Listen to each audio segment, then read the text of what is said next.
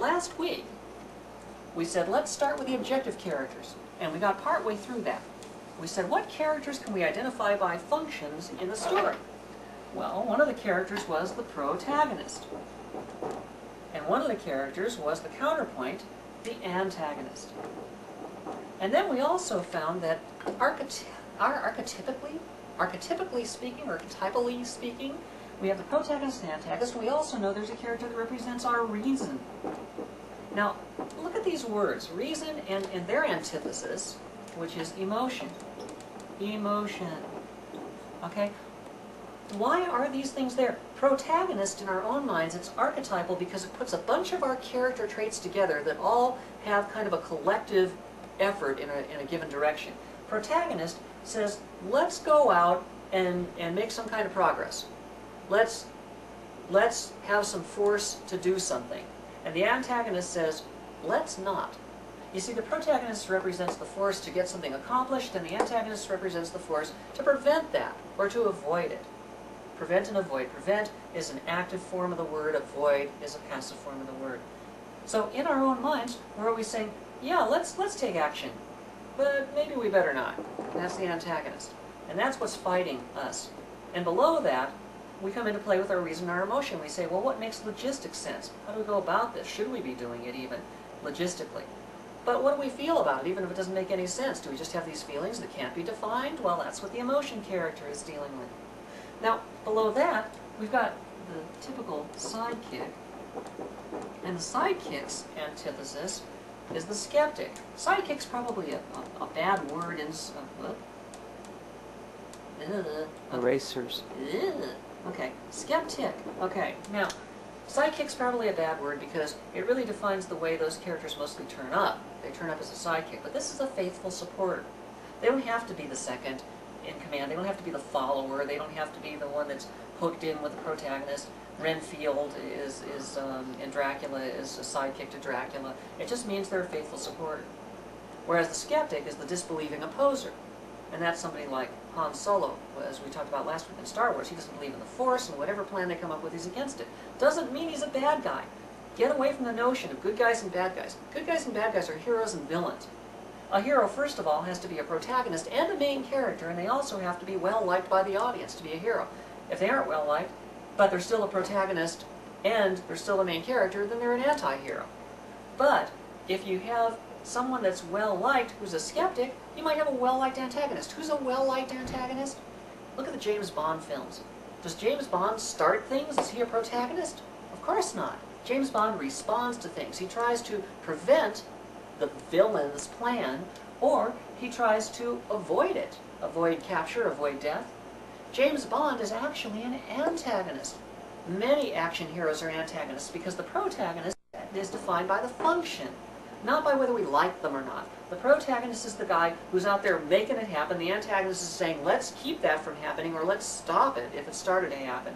So James Bond is an antagonist, and Goldfinger, for example, is the protagonist. Goldfinger has a plan, he puts it into motion, James Bond gets wind of it, he tries to stop it. So just because they're red and blue and left and right and functionally antithetical to one another does not necessarily mean that they're good guys and bad guys. They could be any way. Han Solo is a good guy, even though he's a skeptic. The robots, who are the sidekicks in most of the story, are also good guys, even though they're antithetically opposed. Chewbacca is the emotional character, and Leia is the reason character.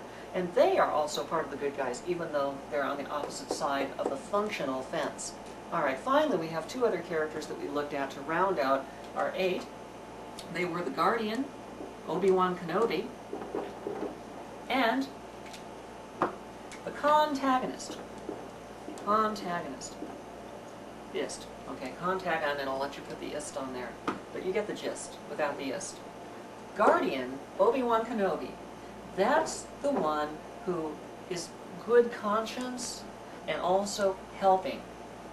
Contagonist is the one who is the tempter, the bad side of, like the dark side of the Force with Darth Vader, and also is the one who is the hinderer, the one who screws you up. Now, traditional story theory by people like Campbell and such, although I really have to admit I haven't read that much of them, so if you ask me about other people's theories, I'm afraid that I'm kind of at a loss. I pick up a little bit, but I've never actually read the other stuff. Chris and I determined not to read it in the early days so we wouldn't pollute our own investigation. And then after that, once we had our own theory, I kind of never got around to it. But I can tell you that there's the Trickster, okay, and the Tempter are two other archetypes. But in fact, they're archetypes that are really smaller pieces than these other archetypes. The Protagonist is made up of two parts, an internal and an external aspect. Externally, they are the one that tries to pursue. They try to pursue the goal.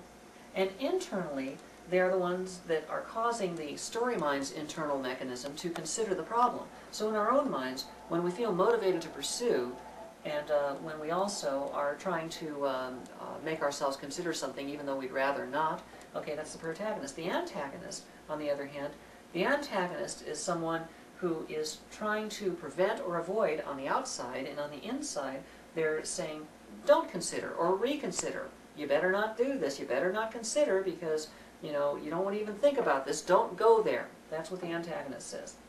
Reason character, that has logic on the inside and is a controlled character on the outside, which we saw when we looked at Leia. She's very controlled, she has those tied down hair thingies, and as a result of it she's incredibly straight-laced, but also uses logic all the time at the expense of her emotions. In contrast is Chewbacca, who's very emotional on the inside, and outside Chewbacca is very uncontrolled, the opposite. That's why these are archetypes, is that they put together internal and external traits that work in tandem. They're sort of like just equivalents. The internal equivalent of pursue is consider. The internal equivalent of controlled is logic. The external equivalent of emotion, feeling, which is one half of this, is uncontrolled on the outside.